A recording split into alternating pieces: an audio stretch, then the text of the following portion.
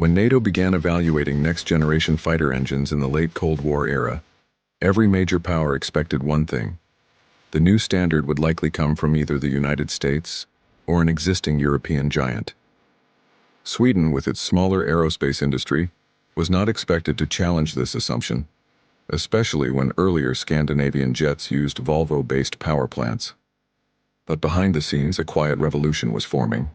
Rolls-Royce, already a legendary name in military propulsion, decided that the next chapter of European air power would not be written by Volvo Aero. Instead, they aimed to build an engine precise enough, powerful enough, and adaptable enough to become the favorite of NATO planners. The result was a bold partnership, a radical redesign of core systems, and a technology leap that changed the fate of an entire fighter program. It all started with a simple requirement. NATO wanted an engine that could fit inside a compact airframe, deliver high thrust at low weight, operate in Arctic winters as easily as Mediterranean summers, and still meet strict cost and maintenance demands. The requirement sheet looked impossible, and most engineers said the combination of thrust to weight, fuel efficiency, and reliability could not coexist. But Rolls-Royce did not see a contradiction. They saw an opportunity. They began studying the older GE F404 architecture, but realized the original design could be pushed far further than anyone imagined. What Volvo wanted was a licensed-built version, something conservative and safe. What Rolls-Royce wanted was a re-engineered European variant built for extremes. NATO officials were immediately attracted to Rolls-Royce's engineering philosophy. Instead of creating a new engine from scratch, they enhanced an already proven platform and then rebuilt its weaknesses. Everything from the high-pressure compressor geometry to turbine cooling, digital engine control, and exhaust shaping was rethought. They were not competing with Volvo. They were out-innovating them. And the numbers were shocking. Rolls-Royce offered an engine that maintained thrust even during brutal high-angle maneuvers, something essential for the kind of dogfights NATO still prepared for. During cold weather trials, the engine demonstrated flawless starts even at extreme sub-zero temperatures. Where older engines choked on ice crystals, this one performed like a machine designed for the Arctic. Engineers from multiple countries quietly admitted that Rolls-Royce had achieved what seemed mechanically impossible: high stability at low weight.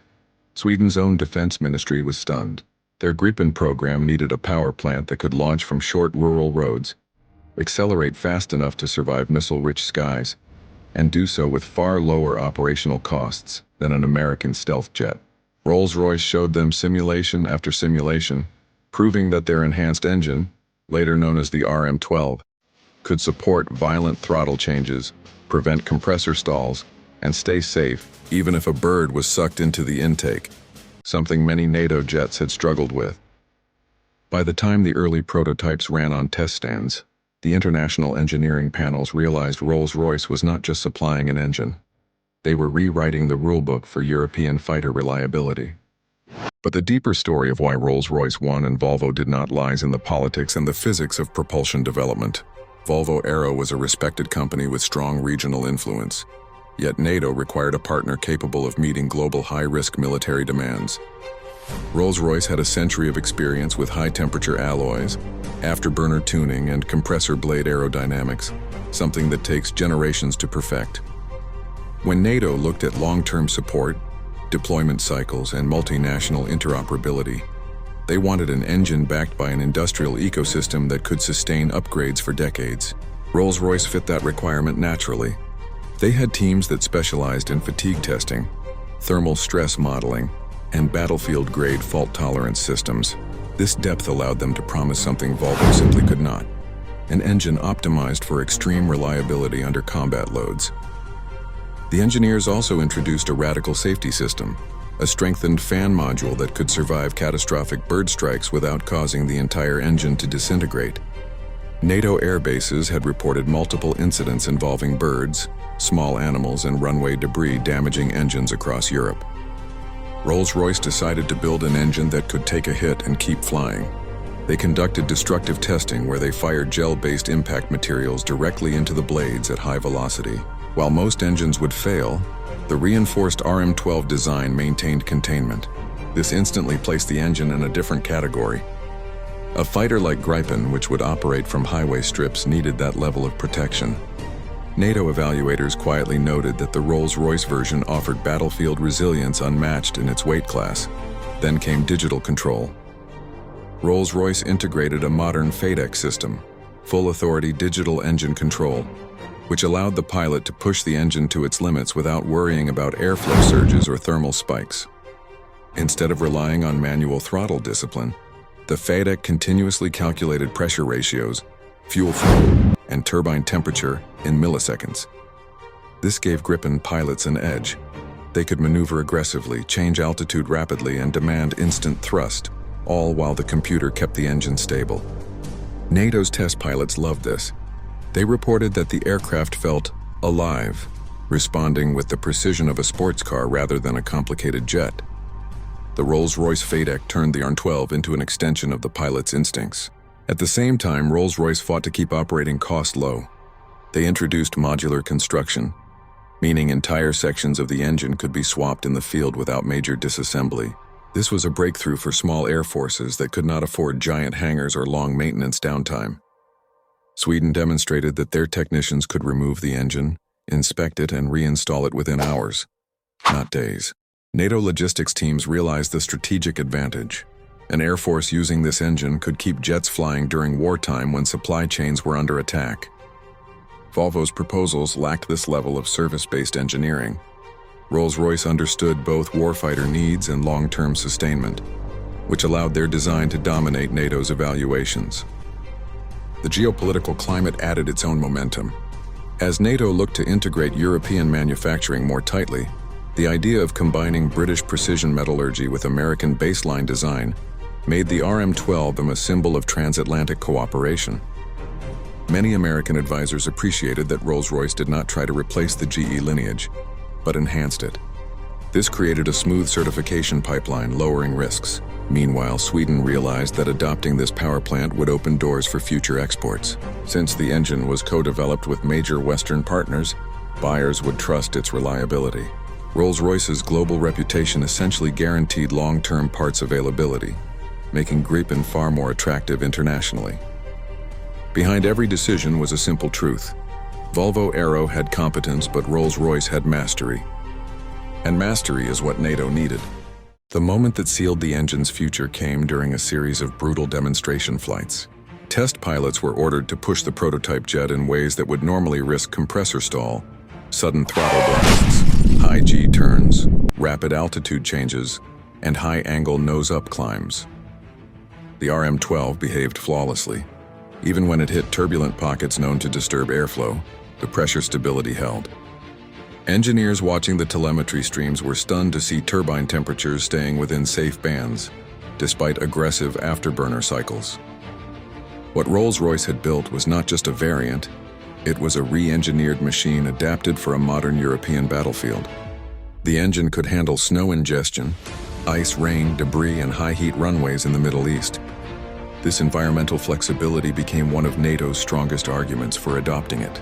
Another major milestone came during endurance testing. Rolls-Royce ran the engine non-stop at high power for hundreds of hours to simulate wartime operations. Many engines lose efficiency or show micro-fractures after prolonged stress. The RM-12 retained stability, and the wear patterns were minimal. When metallurgists inspected the blades, they found no early-stage fatigue beyond expected margins. This meant the engine had decades of service life baked into its design.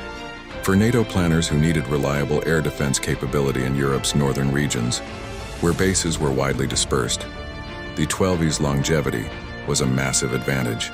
The more the alliance evaluated the numbers, the more obvious it became that Rolls-Royce had delivered something exceptional. Sweden's entire Gripen program evolved around this reliable thrust source. The aircraft's famous ability to launch from 800-meter road strips, turn around in 10 minutes, and take off again depended heavily on an engine that could handle rapid cycles. Ground crews could operate with minimal tools because the engine was designed for practicality. Rolls-Royce had effectively created a pilot-friendly, technician-friendly, budget-friendly powerhouse. And as defense budgets tightened, this mattered more than ever. NATO analysts realized that many smaller air forces could afford Gripen because the engine kept running costs low. Fuel efficiency was impressive, Maintenance cycles were long and spare parts were easy to source globally. Then export deals began reflecting the engine's success. Countries comparing Gripen to American or Russian fighters noticed something crucial. The RN-12 engine required fewer man-hours per flight hour. This translated into millions saved annually. Even nations with heated climates saw the benefits. The engine handled high-temperature takeoffs without thermal instability. Meanwhile, pilots consistently praised its throttle response and forgiveness during violent maneuvers. It gave them confidence, a psychological advantage that cannot be bought. As more nations ran evaluations, the story spread. Rolls-Royce had refined a platform once considered modest into a world-class propulsion system. NATO's final endorsement carried symbolic weight. For decades, large American manufacturers dominated engine decisions. Yet here, a European-American hybrid win emerged. The alliance recognized the RM-12 as a triumph of engineering pragmatism. Not the most powerful engine in the world, not the most complex, but the most balanced, reliable, and adaptable for real combat scenarios. And this is why the narrative shifted. It was not Volvo that shaped the engine NATO trusted. It was Rolls-Royce. Their work transformed Gripen from a regional experiment into a globally respected fighter platform. The legacy continues today. Every time a Gripen takes off from a small highway in Sweden, a remote base in Hungary, or a coastal airstrip in Brazil, the RM-12 engine roars with a design philosophy that prioritizes survival, affordability, and pilot control. Rolls-Royce proved that innovation does not always mean reinventing everything. It often means perfecting what already works. In doing so, they built the engine NATO wanted, and they wrote themselves into the story of modern air power, ensuring that their engineering legacy lives on with every sortie, every scramble, and every mission where reliability determines victory.